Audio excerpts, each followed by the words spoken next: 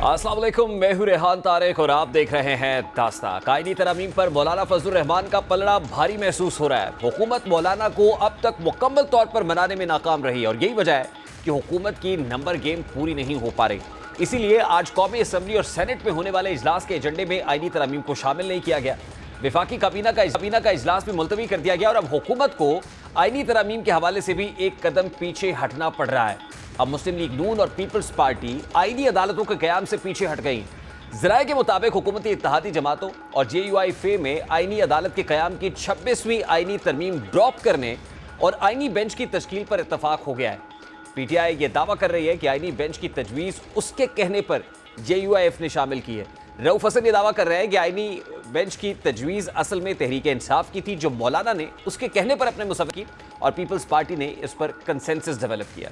बहरहाल अब हुकूमत ने इस तजवीज़ को तस्लीम कर लिया और ज़ाहिर है हुकूमत इसके बावजूद दिन ब दिन सूरत हाल में ये गुमगू में दिखाई दे रही है, क्योंकि आईनी तरमीम के शिक में सुप्रीम कोर्ट के 3 सीनियर जजेस में से किसी एक को चीफ जस्टिस मुंतखब करने का इख्तियार हुकूमत के हाथ में होगा, जिससे वो अपने मतलूबा सियासी मकासद हासिल करेगी। लेकिन इसके लिए भी उसको मतलूबा नंबर चाहिए, जो मौलाना फजलुर रहमान की मदद के बगैर पूरे होना इम्प्रैक्टिकल, इम्पॉसिबल दिखाई देता है। यही वजह है कि हुकूमत मौलाना फजलुर रहमान के आगे बेबस नजर आ रही है। मौलाना फजलुर रहमान को मनाने की हर मुमकिन कोशिश हो रही है। कल बिलावल भुट्टो और मौलाना फजलुर रहमान की मुलाकात हुई, जिसमें मौलाना ने फिर ये इदिया दिया कि अगर हुकूमत हमारे कहने पर चलेगी तो तरमीम की मंजूरी में साथ दिया जाएगा, वरना नहीं। मौलाना कहते हैं कि अदलिया की हद तक इत्तफाक राय हो गया है। हुकूमत का इब्तदाई मुसव्वदा मुस्तरद अब भी उस पर कायम है। हमारे मुसव्वदे पर आते हैं तो बिस्मिल्लाह। मौलाना फजलुर रहमान ने क्या कहा, जरा उसकी झलक आपके साथ रखता हूं। की इस्लाहात की हद तक तो हमने इत्तिफाक राय हासिल कर लिया है। कुछ दूसरे नुकात हैं कि वहाँ पर भी हम इत्तिफाक राय के करीब तक पहुँच गए हैं और हमारे आज का इजलास इंतहाई हौसला अफजा रहा है। हमने इसी हवाले से इब्तिदाई जो मुसवदा आया था उसे मुस्तरद कर दिया था, आज भी हम उसको मुस्तरद करते हैं। अगर हमारे तजावीज़ पर आते हैं तो बिस्मिल्लाह, और अगर नहीं आते तो हम कल भी उसको मुस्तरद कर चुके थे और आज भी हम उसी मौक़े पर कायम हैं। अब ये अहवाल है उस बैठक का जो गुज़श्ता रात जाती उम्रा में हुई, जिसमें बड़े सर जोड़कर बैठे और उसके बाद मौलाना अभी भी लगता है कि इकरार भी कर रहे हैं और इनकार भी कर रहे हैं। यानी एक तरफ मौलाना का कहना है कि अगर उनके मिजाज के मुताबिक हुकूमत नहीं चलती तो फिर उनके और हुकूमत के रास्ते अलग अलग हो जाएंगे। दूसरी जानिब मौलाना ये उम्मीद लगाए बैठे हैं कि आईनी तरमीम पर इत्तफाक राय हो जाएगा और मौलाना की इसी उम्मीद पर हुकूमत को भी ये उम्मीद है कि मुतफ़िका तौर पर हतमी आईनी मुसव्वदा तैयार कर लिया जाएगा, यानी कंसेंसस ड्राफ्ट होगा। सेनेटर इरफान सिद्दीकी कहते हैं कि मुसव्वदे पर मुस्लिम लीग नून भी काफ़ी हद तक इत्तफाक कर रही है। शेर रहमान कहती हैं कि JUI-FA और पीपल्स पार्टी हो गया और अब मौलाना PTI से मुलाकात करके तजावीज़ देंगे। अब बैकड्रॉप में हो क्या रहा है? इस वक्त जो गुज़श्ता रात बैठक हुई है उसके बाद लग तो यही रहा था कि कैबिनेट की मीटिंग होगी, उसमें अप्रूवल होगी, पार्लियामान में ड्राफ्ट आ जाएगा, उस पर वोटिंग भी हो जाएगी, यानी फौरी मामले को निपटा दिया जाएगा। लेकिन उस तरीके से होता हुआ नजर नहीं आ रहा और उसकी एक बड़ी वजह मौलाना फजलुर रहमान दिखाई दे रहे हैं, जिनका गुज़श्ता रात का स्टेटमेंट बहुत इंपॉर्टेंट है और अब मौलाना की मुलाकात तहरीक इंसाफ से होने जा रही है। सवाल तो ये भी है कि तहरीक इंसाफ में फैसले का इख्तियार किसके पास है? अभी तक जो लोग बाहर हैं उनके पास तो इख्तियार नहीं, और जिसके पास इख्तियार है उससे ना तो मुलाकात की इजाज़त है और ना ही वहाँ से कोई मैसेज बाहर आ रहा है। यही बात हामिद रजा ने अपने अंदाज में की। इस वक्त जमीयत उलमा इस्लाम फे के मरकजी रहनुमा अल्लामा राशिद सुमरो साहब ने भी ज्वाइन किया। अस्सलाम वालेकुम हज़रत, बहुत बहुत शुक्रिया आपके वक्त के लिए। हज़रत, सबसे पहले तो बड़ा सादा सा सवाल है, गुज़श्ता रात एक बड़ी बैठक जाती उम्रा में हुई है, 3 बड़े सर जोड़कर बैठे हैं। लग तो यही रहा था कि इत्तफाक होगा, जिसके बाद काबीना इजलास होगा, इजलास के बाद पार्लियामान के दोनों ऐवानों में क्योंकि इजलास बुलाया गया है, वहाँ टेबल होंगे कॉन्स्टिट्यूशनल अमेंडमेंट और मंजूर भी करा ली जाएंगी। लेकिन काबीना इजलास मुलतवी हो गया, ना नेशनल असम्बली ना ही सेनेट के अंदर एजेंडे में कहीं कॉन्स्टिट्यूशनल अमेंडमेंट का बिल आया, तो ये समझा जाए कि डेडलॉक तो बरकरार है। अभी डेडलॉक है, ऐसा नहीं है कि सब चैन ही चैन है। देखिए, ये बात अगर किसी तनाजुर में कही जाए तो दुरुस्त है। उसकी वजह यह है कि जो मुसव्वदा हुकूमत की तरफ से लाया गया था, जिस पे असेंबली का इजलास बुलाया गया था, जिस पर मौलाना साहब ने इनकार किया था, वो मुसव्वदा तो सिरे से JUI ने मुस्तरद कर दिया था। एक नया मुसव्वदा पाकिस्तान पीपल्स पार्टी ने और JUI ने मिलके अपने अपने उनके लायर्स ने बनाया था। उस पर फिर बिलावल हाउस में 5 घंटे की तवील मीटिंग हुई।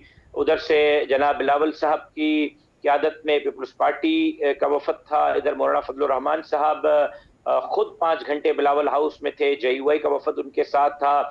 एक एक शिक पर बहस की गई और जिस मुसव्वदे पर इत्तफाक किया गया वो मुसव्वदा नहीं था जो मुसव्वदा हुकूमत लाना चाह रही थी, नया मुसव्वदा था। और वो मुसव्वदा है जो JUI की तरफ से तरतीब दिया गया है, जिस पर हमने जनाब बिलावल भुट्टो जरदारी साहब से इत्तफाक राय हासिल किया।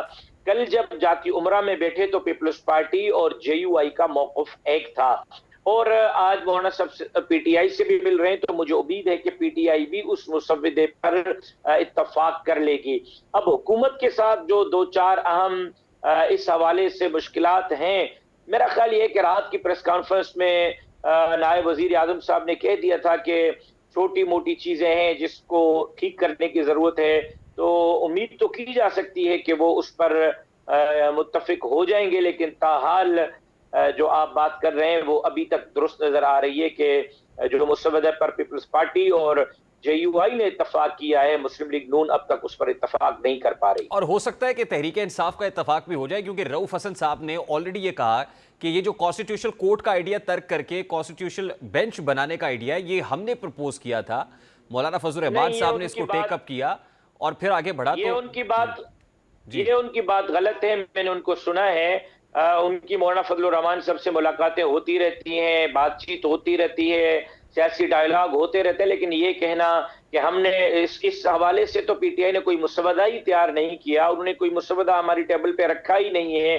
जिस मुसव्वदे को डिस्कशन की जाए। कोई एक बात आप कर लें फिर कह दें कि वो बात हमारी है, तो ये बात मुनासिब नहीं होगी। PTI को ये चीज माननी चाहिए कि मौलाना फजलुर रहमान साहब के खिलाफ उन्होंने 15 साल तक जो महाज आराई की, आज मौलाना साहब उसका उनसे बदला नहीं ले रहे, बल्कि आइन के साथ खड़े हैं, पाकिस्तान के साथ खड़े हैं, जिसका फायदा कहीं ना कहीं पाकिस्तान तहरीक इंसाफ भी लेने की कोशिश जरूर कर रही है। लेकिन हम किसी जमात के नफा नुकसान के लिए नहीं खड़े, किसी जज के नफा नुकसान के लिए नहीं खड़े, किसी इदारे के, हम मुल्क के नफा नुकसान को देख रहे हैं और उसको सामने रखकर फैसले कर रहे हैं। तो ये JUI का बनाया हुआ मुसव्वदा है, इसमें PTI का किसी किस्म का कोई एलिमेंट, उनके कोई वकला की राय, किसी किस्म की कोई चीज शामिल नहीं। बाकी गुफ्तशुनीद होती रहती है, गुफ्तशुनीद पे अगर PTI कोई क्रेडिट लेना चाहती है तो ये गलत बात है। देखिए, ये आप कह रहे हैं कि खालिसतन ये तजवीज़ मौलाना फजलुर रहमान या जमीयत उलमा इस्लाम फे की थी कि कॉन्स्टिट्यूशनल कोर्ट नहीं बल्कि कॉन्स्टिट्यूशनल बेंच होना चाहिए, लेकिन दूसरे बातों में ये बात तो बड़ी मुनासिब भी है। मुसव्वदा मुरतब किया है, बिल्कुल ठीक है जनाब कामरान यानी लीगल माइंड है, JUI से बिल्कुल से लीगल माइंड है JUI फे के कामरान मुर्जा साहब। ये बात दुरुस्त के ठीक है, ये उनकी सिफारिशात थी, लेकिन दूसरे बातों में ये बात तो किसी हद तक बड़ी मुनासिब है कि अगर पाकिस्तान तहरीक इंसाफ भी इसको सेकंड कर रही है, वो अगर ये कह रहे हमने किया था, ये कतई नजर इस डिबेट से कि किसने पहले किया, लेकिन अगर कंसेंसस है तो इससे बड़ी बात क्या हो सकती है। अब मेरा अगला सवाल ये है कि पीपल्स पार्टी का उस पर तो एतराज नहीं है जी। पाकिस्तान तहरीक इंसाफ को मौलाना साहब का शुक्रगुजार रहना चाहिए। एक चीज मौलाना साहब ला रहे हैं तो कम से कम वो कहें कि मौलाना फजलुर रहमान के हम शुक्रगुजार हैं, बजाय इसके कि लुकमा दे रहे हैं कि जी ये मौलाना फजलुर रहमान को हमने लुकमा दिया है। मौलाना साहब ने 50 साल इस पार्लियामेंट में गुजार लिए हैं, बाल सफेद कर लिए, मौलाना साहब से मंझा हुआ कोई सियासतदान नहीं है। ठीक, अब सर आज मौलाना की मुलाकात तहरीक इंसाफ से हो रही है, मेरा ख्याल है कि डायरेक्टली उसमें ये शिकवा तो पहुंच ही जाएगा कि ये क्या स्टेटमेंट्स आप दे रहे हैं या इस तरह की बात क्यों कर रहे हैं आप। मेरा ख्याल है कि बराह रास्त ये बात बड़े ज़रफ़ के आदमी है, इस तरह की बातों का वो नोटिस नहीं लेते।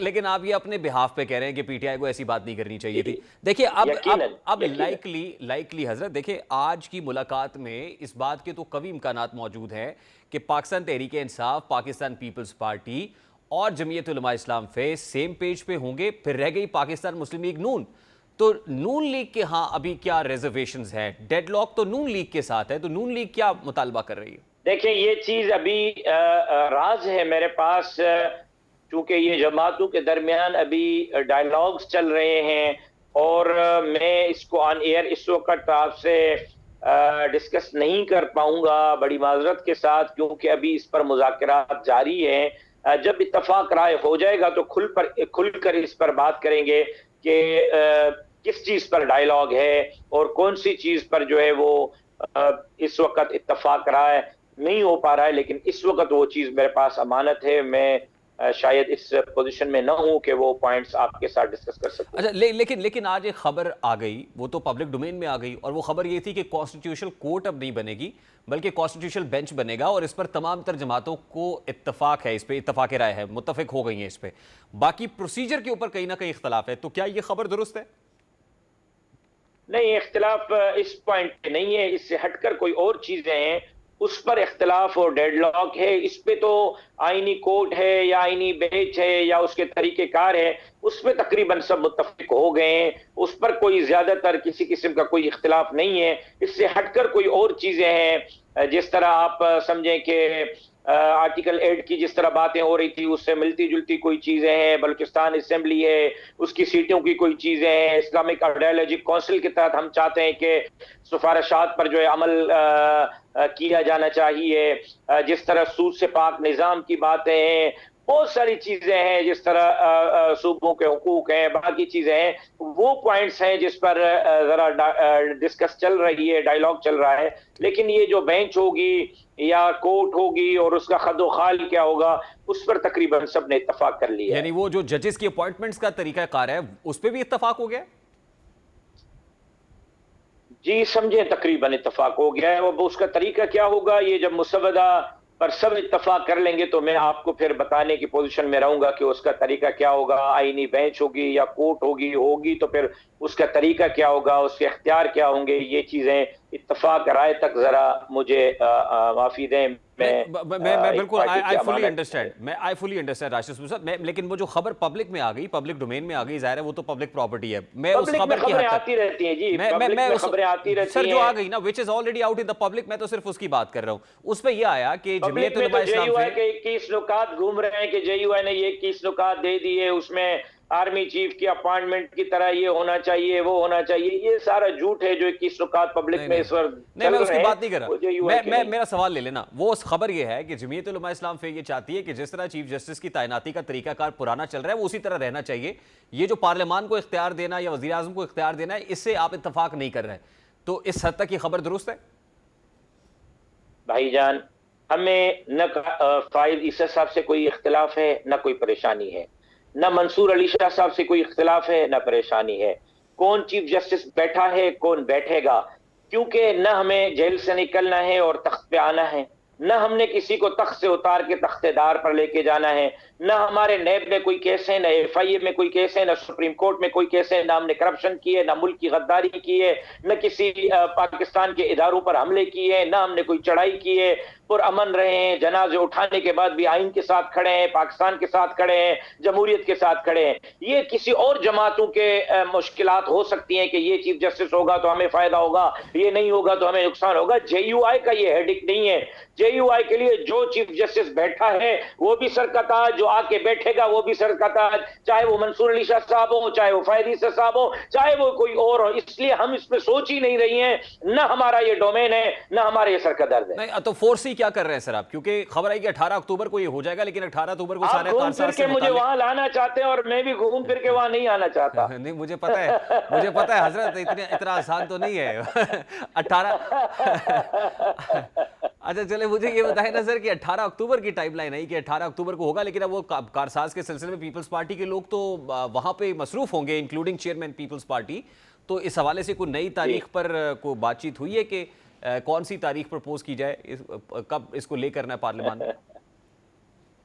जब वो इजलास बुलाया गया था तो मैंने उसी वक्त कह दिया था कि ये पिछली मर्तबा जिस तरह सब बैठे हुए थे सेनेट के कैफेटेरिया में और असेंबली के कैफेटेरिया में कॉफी पे कॉफी मेम्बरान पी रहे थे, तस्बीह पढ़ रहे थे, या मौलाना या मौलाना या मौलाना, तारीख गुजर गई, मौलाना मिल ही नहीं रहे थे। तो अभी भी 17-18 को यही होना है, मौलाना का विरोध होगा और मौलाना ढूंढते हुए नहीं मिलेंगे अगर इत्तेफाक नहीं हुआ तो। अच्छा, ये दिस इज वेरी इंटरेस्टिंग। तो अभी तो तहरीक इंसाफ ये तक कह रही है कि एक चीज देखें ना, आप एक चीज देखें, जी 2 दिन पहले मीरपुर खास में हमने एक बहुत बड़ा जलसा किया। उस जलसे में तारीख में पहली मर्तबा मौलाना फजलुर रहमान साहब ने एक काम किया जिसको अभी शायद पूरी मीडिया उस तरह नहीं समझ पाई या उनके नजरों से नहीं गुजरा है कि मौलाना साहब ने पूरे स्टेडियम में जो क्राउड था उनको खड़ा किया, फिर उनसे हलफ लिया। हल्फन के अल्फाज क्या थे कि आप मुझसे हलफ लें कि अगर किसी ने आइन के साथ खिलवाड़ किया, पाकिस्तान के साथ खिलवाड़ किया, जमहूरियत के साथ खिलवाड़ किया, इस्लामी अक़दार के साथ खिलवाड़ किया, तो फिर हम मैदान में निकलेंगे और ऐवान में बैठे हुए लोगों को घसीट कर हिसाब लेंगे। ये कभी तारीख में मौलाना फजलुर रहमान साहब ने नहीं किया। आपने किसी बड़े से बड़े मिलियन मार्च में भी पहली मर्तबा मौलाना अपने कारकुन को खड़े करते हैं और उनसे हलफ लेते हैं आइन के तहफ़्फ़ुज़ का, बाहर निकलने का। तो इसका मतलब यह है कि इतना आसान मामला नहीं है जितना आसान समझकर इन्होंने 17-18 तारीख को इजलास रख लिया था। ठीक, ये तो और भी ज्यादा दिलचस्प है। लास्टली ये पाकिस्तान तहरीक इंसाफ ये कह रही है हम तो सरप्राइज ये देने की पोजीशन में कि 8-10 लोग हुकूमत के हमारे साथ होंगे और हुकूमत की आंखें खुली की खुली रह जाएंगी। तो इस हवाले से भी कोई पीटीआई से कोई बातचीत हुई है आपकी, जो जोड़ तोड़ का सिलसिला इस वक्त जारी है? देखिए, हमारी पीटीआई के साथ बातचीत चल रही है। उनके लिए मैं कोई सख्त लफ्ज इस्तेमाल करना नहीं चाहता, लेकिन माजी की पूरी तारीख देख लें, पीटीआई ने जो कहा है उसके उलट होता रहा है। तो मैं जो है इस बात पर कुछ तबसरा नहीं कर सकता, क्योंकि माजी का तलख तजर्बा 20 सालों का ये है कि वो बोलते कुछ हैं करते कुछ हैं। बहुत बहुत शुक्रिया। अल्लामा राशिद सुमरो जमीयत उलमा इस्लाम फे के मरकजी रहनुमा हमारे साथ मौजूद थे और सूरत हाल खासी दिलचस्प है। अब मौलाना फजलुर रहमान की मुलाकात तहरीक इंसाफ से होने जा रही है। क्या हुकूमत के साथ जो मौजूदा डेडलॉक है टूट पाएगा या नहीं, और फिर तहरीक इंसाफ के पास क्या स्ट्रैटेजी है? क्या जो मुल्क गिर एहतजाज की कॉल है वो सूदमंद साबित होगी? इस पर बात करेंगे पीटीआई से स्प्रे के बाद। हमारे साथ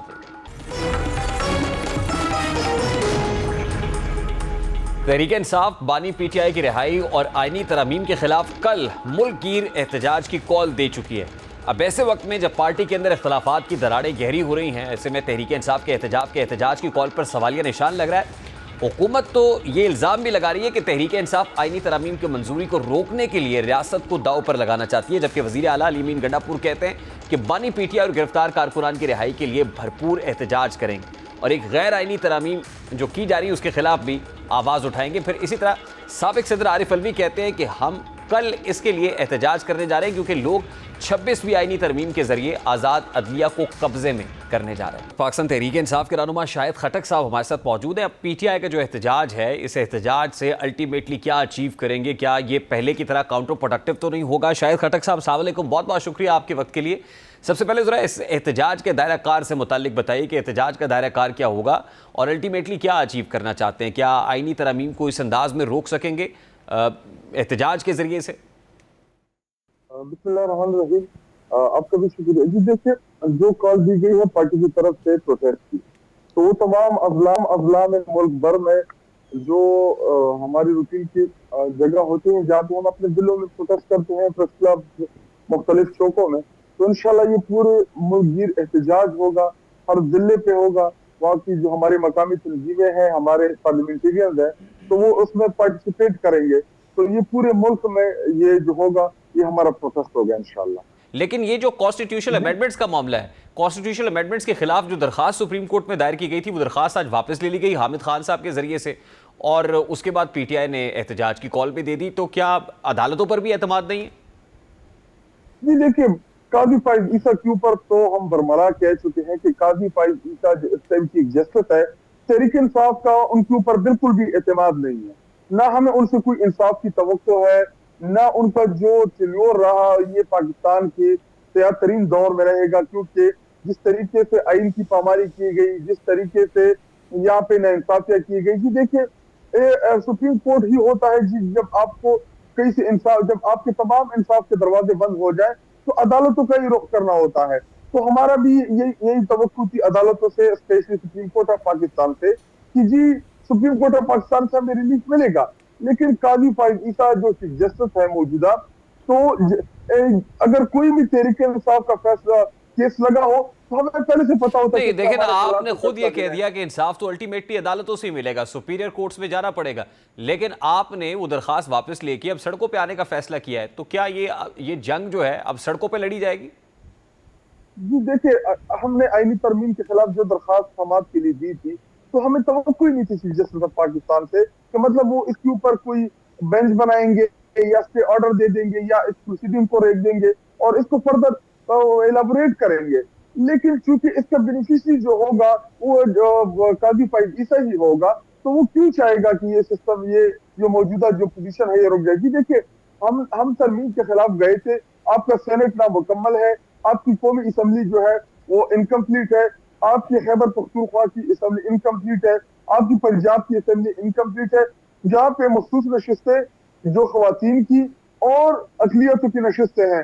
तो जो आईन पाकिस्तान में जो उनका तनासब बनता है सीटों के लिहाज से, तो वो वहां पे मौजूद ही नहीं है। जब आपकी ईवान ही इनकम्प्लीट है तो आप कौन सी तरमीम कराने चाह रहे हैं, और वो इसकी क्या अहमियत होगी। नहीं तो फिर इन आईनी तरमीम को रोकेंगे कैसे? अब आपने ये कॉम्प्रोमाइज कर लिया है कि तरमीम तो हो जाएंगी, हम एहतजाज कर सकते हैं, हमें एहतजाज का रास्ता अपनाना चाहिए। तरमीम कैसी होंगी? इनके पास तादाद ही नहीं पूरी। जिस तरीके से ये कराना चाह रहे हैं, एमएनएस को अगवा करके, उनकी फैमिलीज को टार्चर करके, उनको उठा के, उनको डरा के, उनको धमका के, तो ये क्या आईनी तरमीम होगी?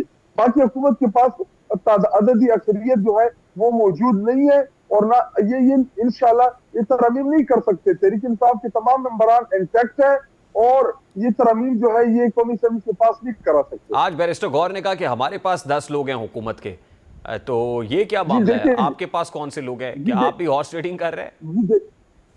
नहीं जी, देखिए, ये वो बाज़मीर लोग जिनको पता है कि इन तरमीम का लॉन्ग टर्म में क्या नुकसान होगा। ये देखिए, पॉलिटिकल जमातों के अंदर इख्तिलाफ राय होता है, ऐसे बहुत से मेंबरान होते हैं जो अब पार्टी के अंदर रह के मुख्तलिफ इश्यूज के ऊपर बोलती भी है और अपना नुक्ता नजर भी रखते हैं। इसी तरह जब हमारी गवर्नमेंट थी, फेडरल गवर्नमेंट की, तो अक्सर ऐसे इश्यूज होते थे कि जिन इश्यूज के ऊपर हम अपने प्राइम मिनिस्टर या अपनी गवर्नमेंट के सामने अपने तहफ़्फ़ुज़ात पेश करते थे।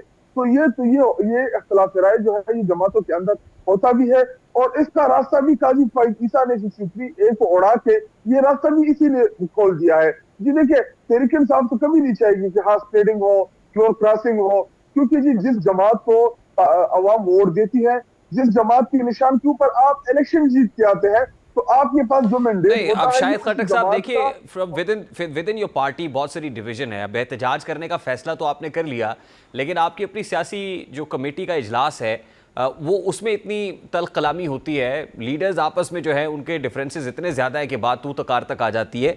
हमाद अजहर साहब का मामला हो, अली मीन गंडापुर साहब के साथ एक्सचेंज ऑफ वर्ड्स हो, तो पार्टी जो है वो खुद टूट फूट का शिकार है। तो ऐसे में किस तरीके से आप मोमेंटम डेवलप करेंगे, कैसे मोबिलाइज करेंगे कि मुल्क गिर एहतजाज आप करें और फिर वो एक प्रेशर भी माउंट कर सके हुकूमत के ऊपर? जी देखिए, ना पार्टी के अंदर कोई डिवीजन है, इख्तिलाफ राय हर जगह पाया जाता है। बाकी जो आपने पॉलिटिकल कमेटी के बारे में जो आप लोगों ने या मीडिया ने जो चीजें ब्रेक की, मैं बिल्कुल उनकी तरदीद करता हूं। बिल्कुल भी ऐसी कोई चीज ना पॉलिटिकल कमेटी में हुई है। बाकी पॉलिटिकल कमेटी जो है वो इमरान खान साहब ने जो नोटिफाई की है, तो वो इसीलिए की है कि वहां पे हम डिबेट करें, वहां पे मेंबरान जो है वो अपने राय का इजहार करें। तो कमेटी तो होती इसीलिए है। अगर सब पूरी की पूरी कमेटी जो है विदाउट डिस्कशन एक बात के ऊपर एग्री हो जाए, तो ना तो ये जमहूरियत है और ना फिर ये कमेटी जो है इसकी कोई अफादियत है। जब मुख्तलिफ नुक्ता नजर हो, मुख्तलिफ चीजें हो, उनके ऊपर जब डिबेट हो, डिस्कशन हो, तो उसके बाद ही कोई डिसीजन आता है। तहरीक इंसाफ एक जमहूरी पॉलिटिकल जमात है, यहाँ पे हर बंदा लास्टली शायद खटक साहब, आज पाकिस्तान तहरीक इंसाफ की मौलाना फजल रहमान से मुलाकात होने जा रही है। इस मुलाकात का एजेंडा क्या है और किस बात पे कन्विंस करने की कोशिश करेंगे मौलाना? जी देखिए, तो मौलाना साहब ने तमाम पॉलिटिकल हुकूमती जो जमातें हैं उनके साथ ये आईनी मसौदे के ऊपर उन्होंने मीटिंग भी की, और सबसे बढ़ के मौलाना साहब ने जो स्टैंड लिया है आईन के तहफ़्फ़ुज़ के लिए, इन तरामीम को जिस तरीके से उन्होंने इनके मुंह के ऊपर रिजेक्ट किया है, तो जी देखिए, पूरी कौन पॉलिटिकल जमातें तब जिंदा रहती है जब वो अवामी सियासत करती है। देखिए, मौलाना साहब के साथ हमारा बड़ा इख्तिलाफ रहा है, बहुत सी चीजों के ऊपर इख्तिलाफ है, आगे भी होगा। हमारी उनके साथ पॉलिटिकल डिफरेंसेस भी होंगी, उनके साथ सियासी तौर पे हमारी बहुत बड़ा पहाड़ है हमारे बीच में। लेकिन इस इशू के ऊपर मौलाना साहब ने जो किरदार अदा किया है, तो हम उसको कदर की निगाह से देखते हैं कि मौलाना साहब क्या लाए हैं, पैगाम क्या है उनके पास, वो क्या चाहते हैं। तो जब उनके साथ डिस्कशन होगी पार्टी लीडरशिप की। बहुत बहुत शुक्रिया शाहिद खटक, पाकिस्तान तहरीक इंसाफ के रहनुमा। हमारे साथ मौजूद थे। अब पीटीआई एहतजाज की कॉल तो दे चुकी है, कल से मुल्क गिर एहतजाज करने जा रही है, लेकिन ये एहतजाज कितना फ्रूटफुल होगा, कितना, इसके ऊपर एक बहुत बड़ा क्वेश्चन मार्क माजी के एहतजाजों को देखकर भी है, जहां खुद क़यादत मसलहत कोशी का शिकार हो जाती है और इस मसलहत और मखमसे का शिकार होकर अल्टीमेटली उस एहतजाज को अपने लिए बहुत ज़्यादा नुकसानदेह करार बैठती है। ये एक बहुत बड़ा मसला है और इसके लिए लीडरशिप को फ्रंट फुट पे आना पड़ेगा। अगर लीडरशिप फ्रंट फुट पे नहीं आएगी और पहले की तरह से भाग जाएगी तो फिर जो वर्कर्स और सपोर्टर्स पीछे रह जाते हैं उनका मोराल बहुत टूटता है। पीटीआई मुल्क की एहतजाज करके क्या इमरान खान से मुताल्लिक़ खदशात को दूर करा पाएगी, क्या कॉन्स्टिट्यूशनल अमेंडमेंट्स को पास होने से रोक पाएगी? This remains a question. Break लेते हैं, ब्रेक के बाद जब वापस आते हैं तो स्टंटेड ग्रोथ के हवाले से कुछ चीज़ें हैं जो आपके साथ शेयर करेंगे, कुछ स्टैट्स हैं और जो बड़े आँख हैं। इस ब्रेक के बाद हमारे साथ रहिए।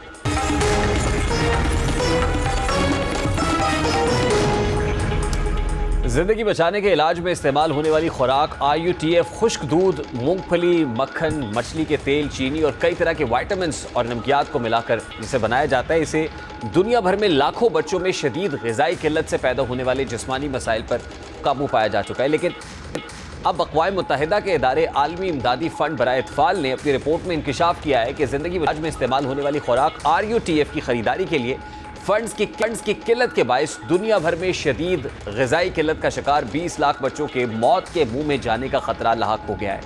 आलमी इदारे का कहना है कि ग़िज़ाई किल्लत से शदीद मुतासरा ममालिक में पाकिस्तान समेत नाइजीरिया, कीनिया, जनूबी सूडान, कोंगो और युगांडा शामिल हैं। रवा साल पाकिस्तान में शदीद ग़िज़ाई किल्लत का शिकार सिर्फ 2,62,000 बच्चों को ज़िंदगी बचाने वाली खुराक IUTF मुहैया की जा सकी है। पाकिस्तान में ग़िज़ाई किल्लत का शिकार बच्चों की ज़िंदगी बचाने वाली खुराक की मौजूदा सप्लाई मार्च 2025 में ख़त्म होने का तखमीना लगाया गया है। अब इसकी किल्लत से ख़तरनाक सूरत हाल पैदा हो रही है। हकीकत यह है कि पाकिस्तान 40.02% बच्चे जो 5 साल से कम उम्र के हैं स्टंटिंग का शिकार हैं। अगर हम 1% स्टंटिंग का तखमीना लगाएं तो ये 4% GDP के बराबर है। ये एक तशवीशनाक फिगर है जो हमारी मईशत को मुतासर कर रहा है। शहरी इलाकों में स्टंटिंग की शरह 28%, जबकि देही इलाकों में ये 42% तक पहुंच गई है। इस सूरत हाल की शिद्दत का अंदाज़ा इस बात से लगाया जा सकता है कि हम हंगर इंडेक्स में 119 ममालिक में से 102 नंबर पर हैं। ये हमारी नस्लों का मुस्तकबिल है, मगर क्या हमें इसके बारे में फ़िक्र है? ये सनसनी खेज़ नहीं है जितना कि दीगर तिबी मसाइल हैं, लेकिन ये हमारे आने वाले कल का मामला है जिस पर तवज्जो देना इंतहाई अहम ज़रूरी है। जिस पर आज तवज्जो ना दी तो कल इंतहाई भयानक हो सकता है। अभी एक ब्रेक लेंगे और ब्रेक के बाद जब वापस आएंगे तो सस्ती सवारी भी गरीब की पहुंच से दूर हो रही है। बात करेंगे इस ब्रेक के बाद हमारे साथ।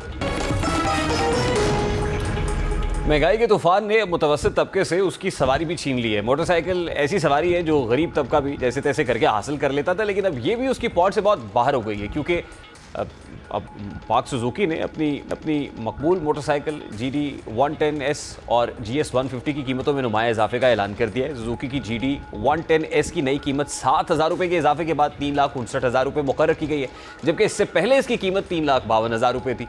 इसी तरह सुजुकी की GS 150 की कीमत में 7,000 रुपये का इजाफा किया गया है, जिसके बाद इसकी नई कीमत 3,89,000 रुपये मुकर्रर की गई है। कीमतों में इस इजाफे में मोटरसाइकिल की फैक्ट्री कीमत और दीगर चार्जेस शामिल हैं जो डीलरशिप तक पहुंचने पर लागू होते हैं। और अब इससे पहले भी मोटरसाइकिल की कीमतों में इजाफे से सारिफीन को धचका लगने का सिलसिला जारी रहा। हाल ही में होंडा कंपनी की तरफ से होंडा प्राइडर नामी मोटरसाइकिल की कीमत बढ़ाई गई, जिसके बाद इसकी कीमत 2,08,900 रुपये हो गई थी। फिर इसी तरह यूनाइटेड ने नए साल के आगाज़ के साथ ही अपनी मोटरसाइकिलों की कीमतों में तकरीबन 18,000 रुपये तक का इजाफा किया। यूनाइटेड की US 70 की कीमत में 5,000 रुपये इजाफा किया गया, जिसके बाद नई कीमत 1,14,500 रुपये हुई। यूनाइटेड 10 की कीमत में 10,000 रुपये इजाफा किया गया, जिसके बाद नई कीमत 1,17,000 रुपये मुकर्रर हुई। यूनाइटेड 100 की कीमत में भी 10,000 रुपये का इजाफा हुआ, जिसके बाद मोटरसाइकिल की कीमत 18,000 रुपये तक पहुंच गई है। इसी तरह बतदरीज मुख्तलिफ ब्रांड्स की जो मोटरसाइकिल्स हैं वो एक गरीब आदमी मुतवस्सित तबके की पहुंच से बहुत बाहर होती हुई नजर आ रही है। प्रोग्राम का वक्त अपने इख्तिताम को पहुंचे, आपसे मुलाकात होगी इंशाअल्लाह कल। अपना रखिएगा ख्याल। अल्लाह हाफ़िज़।